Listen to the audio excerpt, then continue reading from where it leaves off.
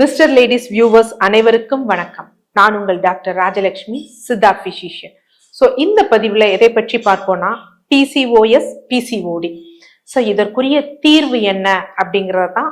தீர்வு அப்படிங்கிறது நிரந்தர தீர்வு எப்படி அப்படிங்கிறது தான் இதில் பார்க்க போகிறோம். இந்த PCOS, PCOD இதுலேயே பார்த்தீங்கன்னா நிறைய பேருக்கு சந்தேகம் இருக்கு. ஸோ இந்த PCOD அப்படிங்கிறது பாலிசிஸ்டிக் ஓவரியன் டிசீஸ். அதுலேயே கொஞ்சம் முற்றிய நிலை தான் பாலிசிஸ்டிக் ஓவரியன் சிண்ட்ரோம் அப்படிங்கிறது. ஸோ இந்த PCODல என்ன இருக்கும் அப்படின்னு பார்த்தீங்கன்னா பீரியட்ஸ் கொஞ்சம் லைட்டா இர்ரெகுலரா மாறும், கொஞ்சம் நீர்க்கட்டிகள் அந்த மாதிரி இருக்கிறது இருக்கும். ஆனா PCOSல அவங்களுக்கு சுகர் வரலாம், குழந்தையின்மைக்கான வாய்ப்புகள் அதிகமா இருக்கும், இருதய சம்பந்தப்பட்ட பிரச்சனைகள் கொஞ்சம் ஜாஸ்தியாவே ஆகும். இதற்கு வயது வித்தியாசம்லாம் கிடையவே கிடையாது. ஸோ அதனாலதான் நம்ம சொல்றது, உங்க வீட்டில் பெண் குழந்தைகளுக்கு மாதவிடாய் சீரா இல்லையா, இல்ல உடல் பருமனாக இருக்கிறார்களா, ரொம்ப அப்நார்மல் ஹேர் க்ரோத் இருக்கா, அசால்ட்டா எடுத்துக்காதீங்க. நம்ம ஏதோ ஒரு மாத்திரை போட்டா பீரியட்ஸ் வந்துரும், இல்ல மாத்திரை போட்டு பீரியட்ஸ், அது அவங்களுக்கு சிவியர் ஹார்மோனல் இம்பேலன்ஸை இது பண்ணி மிக மோசமான நிலைமைக்கு தள்ளப்படும். ஸோ குழந்தைகளுக்கு பாத்தீங்கன்னா நம்ம எதுவுமே சேவ் பண்ணலன்னு வச்சுக்கோங்களேன், நம்ம அவங்க ஃபியூச்சரை நினைச்சு கவலைப்படுவோம். ஓ என் பொண்ணு ஃபியூச்சர்ல என்ன பண்ணுவாங்க. ஸோ அது அளவுக்கு ஈக்குவலான ஒரு விஷயம் என்ன அப்படின்னா இந்த பெண் குழந்தைகளை PCOS, PCOD வராமல் பாதுகாக்கக்கூடிய ஒரு விஷயம். ஸோ ஃபர்ஸ்ட் இதுல இவங்களுக்கு மெயின் விஷயம் என்ன இருக்கும் அப்படின்னு பாத்தீங்கன்னா, சிலருக்கு மாதவிடாய் சீரா வரவே வராது. இல்ல சில பேருக்கு மாதவிடாய் சீரா வரும், ஆனா என்ன பண்ணுவாங்க, உடல் பருமன் இருக்கும். ஆக்சுவலா இது உள்நோக்கி கவனிச்சோம் அப்படின்னா அவங்களுக்கு கருமுட்டை வளரும், ஆனா வெடிக்காது. ஸோ அந்த மாதிரி என்னன்னா பொய் பீரியட்ஸ்ன்னு சொல்லுவாங்க, சூடோ பீரியட்ஸ் அந்த மாதிரி வரும். அதே மாதிரி பெண் குழந்தைகள் ஏஜ் அட்டன் பண்ண பிறகு ரொம்ப வெயிட் போட்டாங்க அப்படின்னா நம்ம அதுல ரொம்ப கவனமா இருக்கணும்.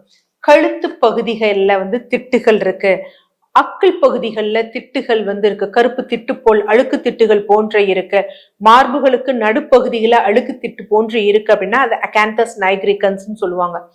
இதுவும் ஒரு வகையான ஹார்மோனல் இம்பேலன்ஸ்னால இவங்களோட உடம்புல மெட்டபாலிசம் சரியாகாம, ஸ்கின்னோட அந்த மேல் தோல் சரியா ரீப்ளேஸ் ஆகாம அடுக்கு மேல அடுக்கு ஏற்பட்டு ஒரு திக்னஸ் ஏற்படுது அப்படிங்கிறத நம்ம தெரிஞ்சுக்கணும். அந்த மாதிரி மருக்கள் உடல்ல அதிகமாக இருக்கிறது, பெண் குழந்தைகளுக்கு தேவையில்லாத இடங்களில் ரோம வளர்ச்சி எங்க அப்படின்னு பாத்தீங்கன்னா தாடை பகுதிகள்ல, அப்பர் லிப்ல, மார்பு பகுதிகள்ல, அடிவயிற்று பகுதிகள்ல அதிக அளவு ரோம வளர்ச்சி இருக்கிறது. யூஸ்வலா சில பெண் குழந்தைகளுக்கு தந்தையை போன்று கைகள்லயும் கால்கள்லயும் ரோம வளர்ச்சி ஏற்படும். இவங்க என்ன பண்ணுவாங்க, இன்னைக்கு நிறைய பேர் வேக்சிங் பண்ணி ரிமூவ் பண்றப்ப அதை பண்ண என்ன ஆகும் அப்படின்னா திக்கா ஆகும். ஸோ அந்த மாதிரி இது கிடையாது இந்த இடத்துல பண்றது. ஸோ அந்த மாதிரி எல்லாம் ஏற்படாமல் இருக்கும் இருந்தது அப்படின்னா பார்க்கணும், அது ரொம்ப முக்கியமான ஒரு விஷயம். சரி, ஓகே. அப்ப ஃபர்ஸ்ட் இப்ப என்ன பண்ணணும் அப்படின்னா இவங்க உடல் இளைக்கணும், மாதம் பீரியட்ஸ் கரெக்டா வரணும். ஸோ இதற்கு ஒரு அற்புதமான ஒரு விஷயம் என்ன அப்படின்னு பாத்தீங்கன்னா, இந்த பீரியட்ஸ் வராமல் தள்ளி போகிறது. ஒன்னு 28 டேஸ்ல வரணும், 28 நாட்கள்ல, இல்ல 30 நாட்கள்ல வரணும்.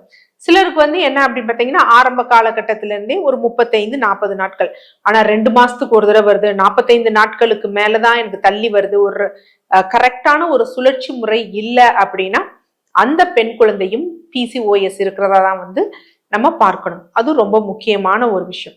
சரி, ஃபர்ஸ்ட் பீரியட்ஸ் வரல அப்படிங்கிறப்ப அந்த பெண் குழந்தைகளுக்கு நம்ம கொடுக்க வேண்டியது என்ன அப்படிங்கிறப்ப ஒரு காலையில ஒரு ட்ரிங்க். ஸோ இந்த ட்ரிங்க் என்ன பண்ணும் அப்படின்னு பாத்தீங்கன்னா 3 முக்கியமான விஷயங்கள் எடுக்கணும். ஒண்ணு ஆப்பிள் சிடர் வினிகர், மற்றொன்று என்ன அப்படின்னு பாத்தீங்கன்னா பூண்டு எடுத்துக்கொள்ளணும். ஸோ இந்த ஆப்பிள் சிடர் வினிகர் எவ்வளவு எடுக்கணும் அப்படின்னு பாத்தீங்கன்னா 10 ml எடுத்துக்கணும். பூண்டு 4 பல், நம்ம நார்மலா இதுக்கு ரசத்துக்கெல்லாம் வைப்போம் பாத்தீங்களா, சின்ன பல் பூண்டு, நாட்டு பூண்டு. ஸோ அது ஒரு 4 பல்லு எடுத்துக்கணும். அதனுடன் என்ன அப்படின்னு பாத்தீங்கன்னா ஆரஞ்சு பழம். ஸோ ஆரஞ்சு பழம் அறுத்துட்டு, நம்ம பெரிய ஆரஞ்சு, கமலா ஆரஞ்சு கிடையாது, இன்னைக்கு நிறைய அந்த சாத்துக்குடி மாதிரி பெருசா ஒரு ஆரஞ்சு இருக்கு பாத்தீங்களா, அந்த ஆரஞ்சு. ஸோ அதை ஹாஃபா கட் பண்ணி எடுத்துக்கணும்.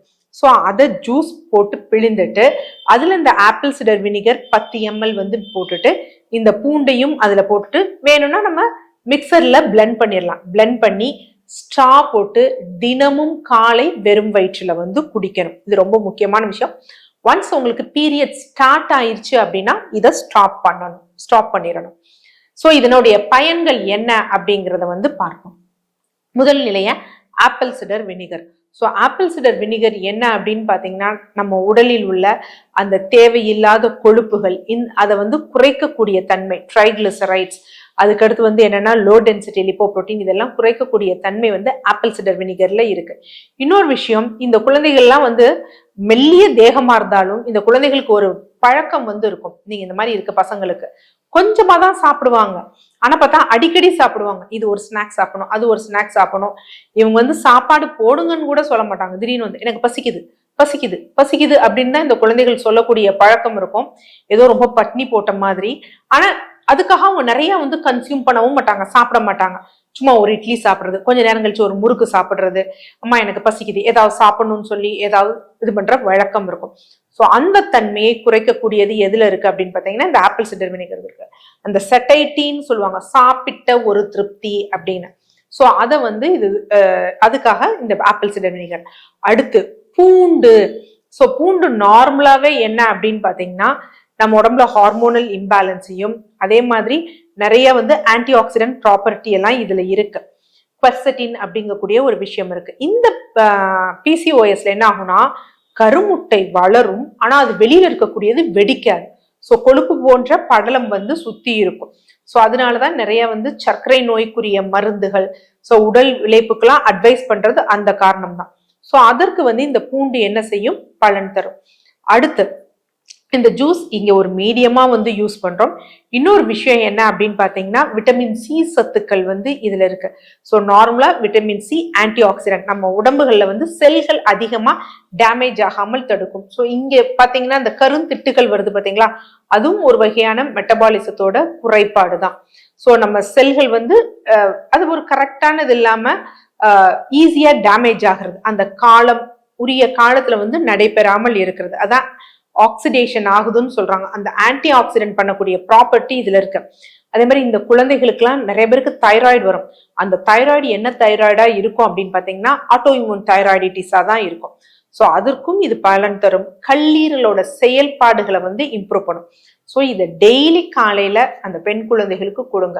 ஸோ இதை குடிச்சிட்டு அவங்க ஏதாவது பசிக்குதுன்னு சொன்னாங்கன்னா மைல்டா வந்து ஏதாவது சாப்பிட கொடுங்க. இல்ல வேண்டான்னு சொன்னாங்க அப்படின்னா ஸ்கூலுக்கோ காலேஜஸ்க்கோ அனுப்பிட்டு மதியம் வந்து ஒரு நல்ல ஒரு பேலன்ஸ்டு ஃபுட்டை அவங்களுக்கு கொடுங்க. நீங்க கொடுக்கக்கூடிய ஃபுட்ல வந்து புரதம், கொழுப்பு, கொஞ்சம் தான் வந்து பாத்தீங்கன்னா மாவுச்சத்து இருக்கணும். இப்ப நீங்க கொடுக்கக்கூடியதை அப்படியே ரிவர்ஸ் பண்ணி கொடுங்க. அவங்களுக்கு அந்த சத்து குறைபாடும் வராது, வெயிட் ரெடியூஸ் ஆகும், பீரியட்ஸ் வந்து நார்மல் ஆகும். ஸோ இதை வந்து என்ன பண்ணணும், இந்த ட்ரிங்கை காலையில குடிக்கணும். அடுத்து என்ன அப்படின்னா நம்ம எப்பயும் சொல்லக்கூடிய சீட் சைக்கிள். ஸோ பீரியட்ஸ் ஆன ஃபர்ஸ்ட் டேல இருந்து ஒரு 14வது நாள் வரைக்கும் ஃபிளாக்ஸ் சீட்ஸ், அரிசி விதையும் பூசணி விதையும் வந்து கொடுக்கணும். ரெண்டுமே வந்து நல்லா அரைச்ச பவுடர் ஒரு 2 டீஸ்பூன் நம்ம வாயில போட்டுட்டு இந்த ஜூஸை வந்து நம்ம குடிக்கணும். அதே இது 15வது நாள்ல இருந்து 28வது நாள் வரைக்கும் என்ன அப்படின்னு பாத்தீங்கன்னா சூரியகாந்தி விதையும் எள்ளும், அதுவும் அதே டோஸ்ல வந்து எடுத்துக்கணும். அதை சாப்பிட்டுட்டு என்ன பண்ணணும் அப்படின்னு பாத்தீங்கன்னா அந்த பவுடரை சாப்பிட்டுட்டு இந்த ட்ரிங்கை வந்து குடிக்கணும். ஸோ இதை ரெகுலரா ஃபாலோ பண்ணி ஒரு அரை மணி நேரம் பிசிக்கல் எக்ஸசைஸ், ஏதோ ஒண்ணு, டான்ஸ் ஆடட்டும், சூரிய நமஸ்காரம் பண்ணட்டும், ஸோ இந்த மாதிரி ஏதாவது பண்ணட்டும் பாருங்களேன். அந்த குழந்தைகள் இந்த பிசிஓஎஸ் பிசிஓடி பிரச்சனைகள் அப்படிங்கிறது இல்லாம அவர்களும் ஆரோக்கியமாக இருப்பார்கள். அடுத்து வரக்கூடிய சந்ததிகளும் என்ன அப்படின்னு பாத்தீங்கன்னா ஆரோக்கியமான ஒரு சந்ததியா இருப்பாங்க. நன்றி.